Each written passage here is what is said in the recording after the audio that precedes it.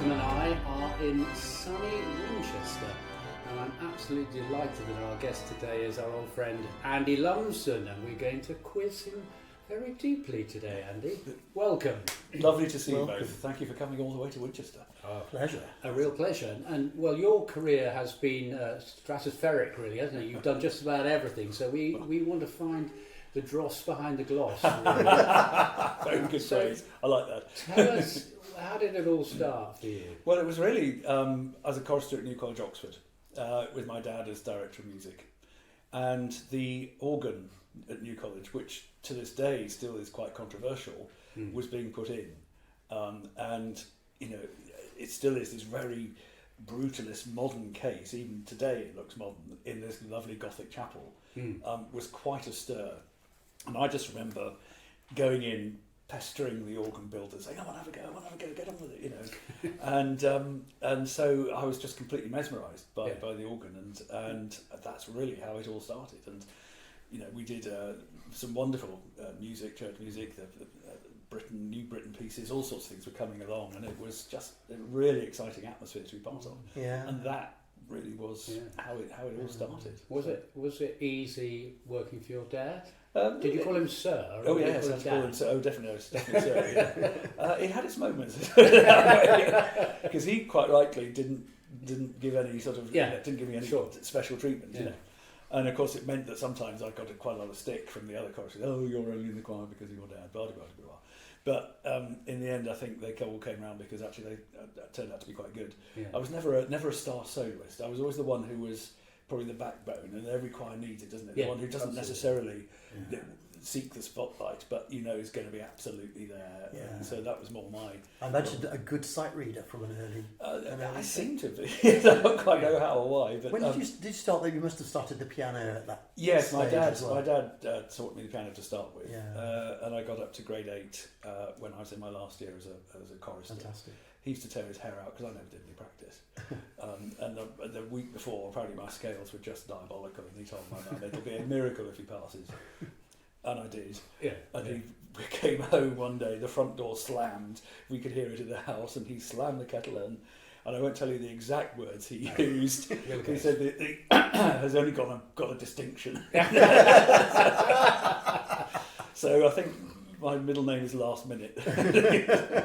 Natural talent. I wouldn't know, just Last Minute.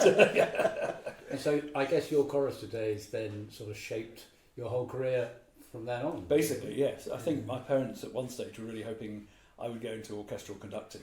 After I was here at Winchester College as a music scholar, I went to the Royal Scottish Academy of Music and Drama as a student repetiteur on their opera course, which was absolutely fascinating, and it was a completely different world to me that I'd never really experienced. So I worked a lot with singers, playing for their rehearsals, playing for their concerts, and doing a little bit of conducting as well. And in fact, we did I'm not sure it's the only performance, but there come to be many, of Kenneth Layton's only opera, Columba, which involves the whole of the RSAMD, the drama department as well. It was an amazing thing to be part of.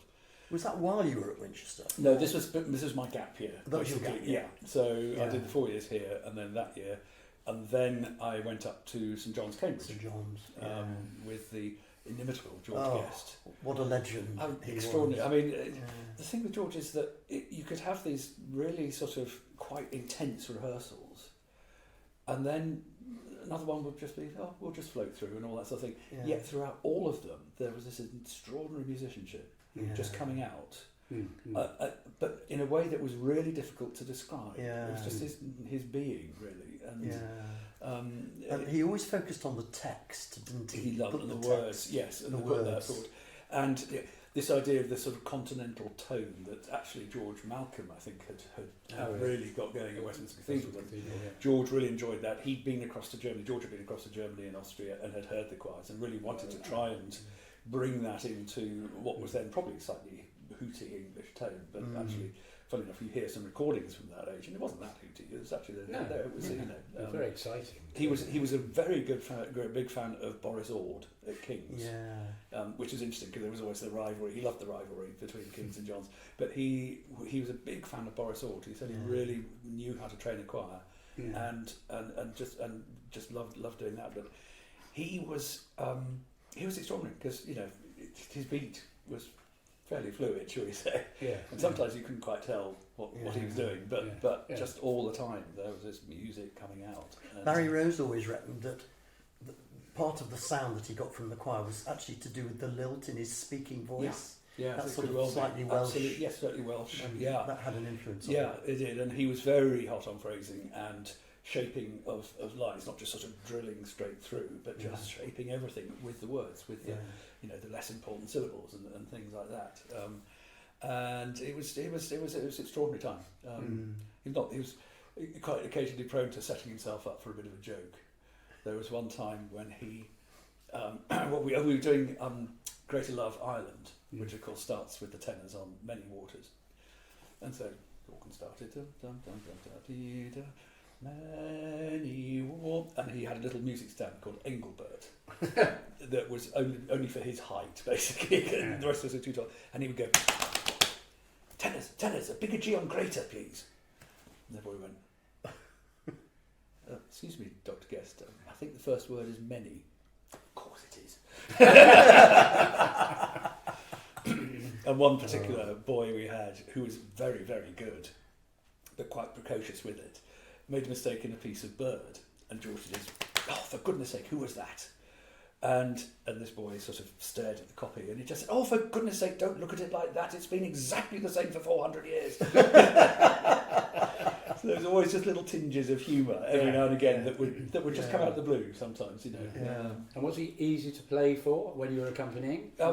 On the whole, yes. Part of the problem we had with the organ Leonard Johns was that you were facing east, and you had to look down through some grill work down over here. Oh, so you're so facing the choir the stalls. Yeah, so you're facing the high altar, and the choir was down behind you. Oh, I see. And you had to sort of refocus your eyes between both, and that was really quite hard. He refused initially to have a mirror, which we could put on the top of the console and look down. That would be fairly logical, wouldn't it? It would be fairly logical. In the end, he gave way on that. Pre the days of camera and screen. Absolutely. And so on, Yeah. So he did eventually give way, and that made life extremely a lot easier. Yeah. But, that was the old Hill, Norn and Beard. That was the old Hill, Norn and of Beard. course. Yes, it was wonderful, and he, more than often than not, accompanied the psalms as well, and that was always just wonderful to watch.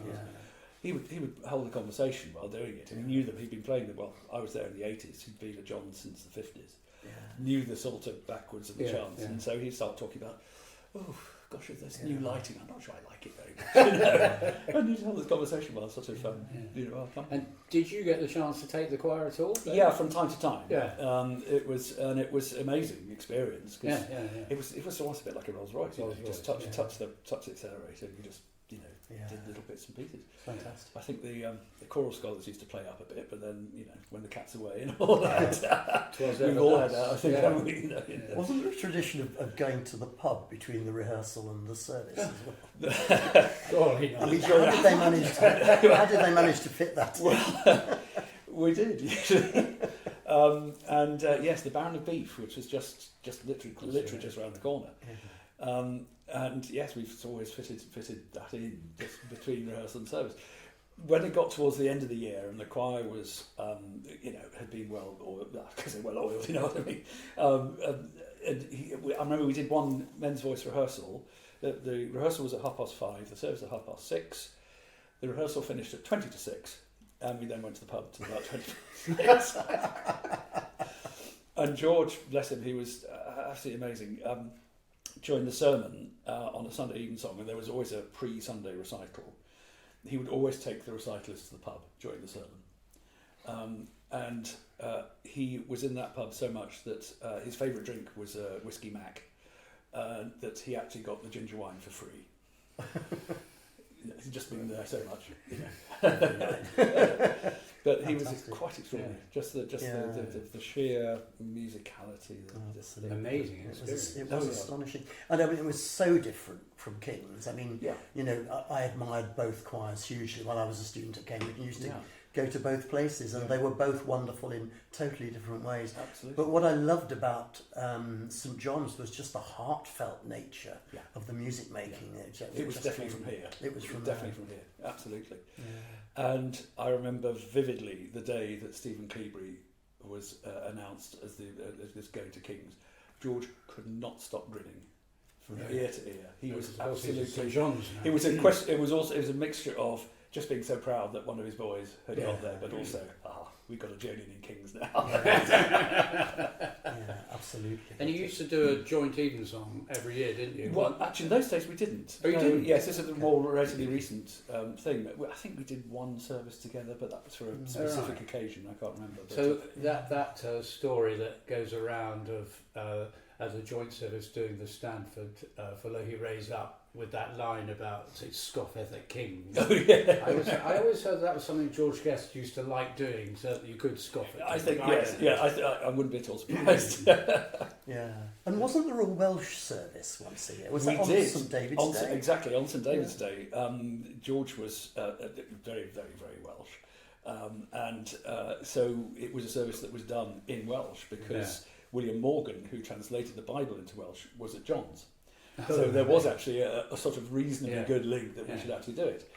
And it was actually about the only service we rehearsed more than a day in advance.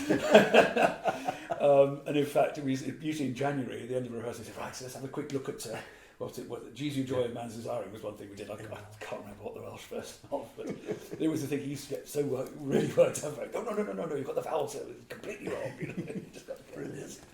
And it was an extraordinary experience. Yeah, it must have been amazing. Yeah. And recordings during your time? Yeah, not many actually. The real heyday of the recordings was really the 70s, with the Haydn masses and all sorts of other things. So that contract had come to an end. We did with a smaller company, and we were doing quite a lot of early music, which was actually rather intriguing because that was not necessarily George's natural place to be, but they were all given some really good interpretations, probably now deemed to be too romantic compared to what we get nowadays. But we did plenty of broadcasts and things like that, and tours as well, which was he was very keen on doing that. So. It always used to amaze me that every Ash Wednesday, you'd produce an Allegri of absolutely top quality, but you always had a boy that was able to effortlessly do those top C's. And interestingly enough, George, it was never something that George made much of. Yeah. I think it was just he wouldn't sort of go, well, I need you to get the boys ready for that, It would just be there, and probably just did it naturally and generally throughout the year. Yeah. And I don't know about you, the Allegri is my absolute bet noir. Oh, totally. I just couldn't, every Ash Wednesday, being a Wednesday, of course, it's school sports day. Yeah. So more often than not, they've been out and shouting their heads off on the playing field and come in and they sort of go, oh, no, not now. But so actually, I tend to put the solo group miles away from the choir, so that the distance lends enchantment. I must confess, I often did it down a semitone, which actually just makes it that little bit more comfortable. Yeah. And the other thing, of course, is that if you have a solo group, that's those incredibly long phrases. And actually, I always used to just sort of say, right, okay, we're just going to repeat the word here, because there's no point you just try and get and run out of breath. Just repeat pargem or whatever the word is. Have to find another way to do it. So, but it's one of those pieces. I think that you don't do it on Ash Wednesday. Everybody goes, what's happening? This sort of thing, and which puts an added. I find a real added pressure. Yeah, on it, I agree totally. I used to feel exactly the same way. About that piece. It's to me, it's not a great piece anyway, but it's very effective in where it is. Yeah. And people love it. People love it, exactly. And you need to give them what they want from time to time. Now it's played on Classic FM a lot. Yes, people sort of expect it. Well, quite. I was chatting with another fellow organist of ours who sort of said that the problem with things like Allegri and all these bigger pieces we do is that everybody thinks that's normal, and that's that's what you do. And actually, they all take quite a lot of hard work to do. It's not just the fact that we make it look as if we turn up and just do it. Well, that's the same with anybody professional, isn't it? Really, I look at golfers sometimes, that sort of thing. Absolutely. You make it, that's so easy. You're just whacking a ball, but actually, of course, it's so. I sometimes feel that's the sort of rod for our own backs in a way. Exactly. That we made it sound almost too good. Yeah. And then very often people think it's a bit like pulling a rabbit out of a hat, you know. Yeah. And it's not. It reflects days, months, years. And of course, with the advent of CDs and digital technology, now you can edit something almost into oblivion in terms of a live performance and make it so perfect. Oh, yeah, exactly. Absolutely. That actually that's what people think happens every day, and sometimes they come along, and obviously it doesn't. We're all human, and we actually, we make mistakes. It's a bad day in the office, and and so you go, oh well, that's not very good. Actually, it's not. Actually, it's a very human thing we're doing. It is. And I remember, and I still haven't quite worked it out myself. Why is it that sometimes the piece you rehearse doesn't go as well as the piece you haven't rehearsed? Yeah. And sometimes it's the other way around. And sometimes you wish you'd rehearsed the piece you hadn't rehearsed because that didn't go very well. Yeah. But I've never quite worked out in my mind why it is. Which is just it's a fascinating. It probably it varies totally, doesn't it, from day to day? Absolutely. Yeah. Depending on how people are feeling and the mood. But it was always a good thing to do, wasn't it? From time to time, just to just let the choir just sing without virtually touching it at all. Really. And obviously there were certain pieces that you just hadn't ready like that. The sort of what's and ease and things like that. Yeah. They're actually something like that. If you get to craft it really well, it's actually a really good little piece. Yeah. But too often I think sort of left it, just let it go. Okay, we'll just do it. And I think, we didn't go that bit. I used to find at St Paul's, where we only had 20 minutes of full rehearsal, you couldn't rehearse everything. And of course you might have half a dozen deps in on the back row. Exactly, yeah. You had to trust to luck with a lot of the music that was down, actually. Yeah. And I remember John Scott saying, particularly in the summer months, when the big choir, the Monteverdis, the 16, the Gabrielis, we're all out and about touring, that he was right at the bottom end of the dep list. Oh, yes. Where who only ever came in at that time, and he said, "One, two, I think, is this really you're dep? I haven't seen you for a year." Absolutely. But that's that is a hazard of that sort of system. And after St John's, you then went to the Abbey? No, I went to Southwark after that. Oh, you went. I had 6 months. About that. I had 6 months with the wonderful Cathy Ennis at St Marylebone, the organist there. Yeah. And she was amazing. She had, just great fire, energy, just extraordinary, and ran a fantastic choir there, which was great. And then I went to Southwark Cathedral with Harry Brammer. With Harry Brammer, the one and only. Yeah. And again, that was quite different because, of course, it's basically a parish church choir. Yeah. And the kids came from all around South London. And the plus side being, of course, London Bridge Station, just there by the cathedral. Yeah. So actually they could get from school to the cathedral quite quickly. Yeah. And it was marvellous. It was great. I mean, what they managed to produce, we managed to produce with them was really quite extraordinary. And in those days, it was just boy choristers? It was just boys in those days. They have girls now. Yes, they do have girls now. It was just boys then. And then I think we had 3 paid lay clerks and the rest were volunteers. And am I right in thinking that you used on Sundays you had a sort of communal lunch that everyone had lunch we did, yes. And Harry used to cook it occasionally as well. Oh no, really? Yeah, he did. He's a really good cook, actually. Really? Absolutely amazing.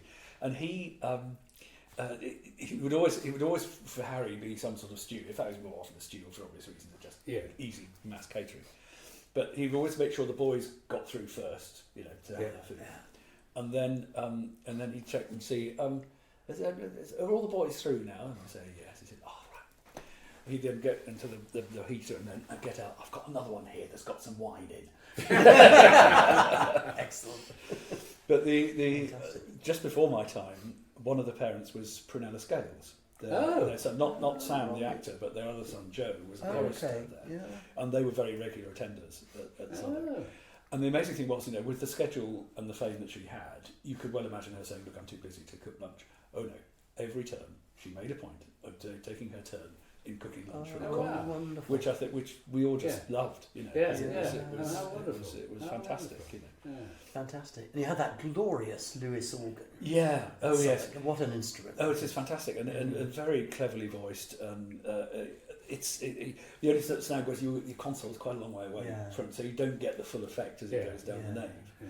But it was beautiful to accompany on. But it had those. When I first started, those infinite gradations. Sorry, you always get frustration. But where currently the pedal, it's open at the top, you push it down. As we know. This, it was stuck in the middle, and it was on springs, and you had to flick flick the top to open it and flick the bottom with your heel to close it.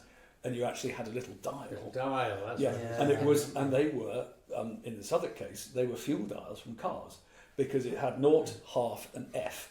0 was closed, and F was open. Excellent. And that was the only way you could tell Yeah. where it was.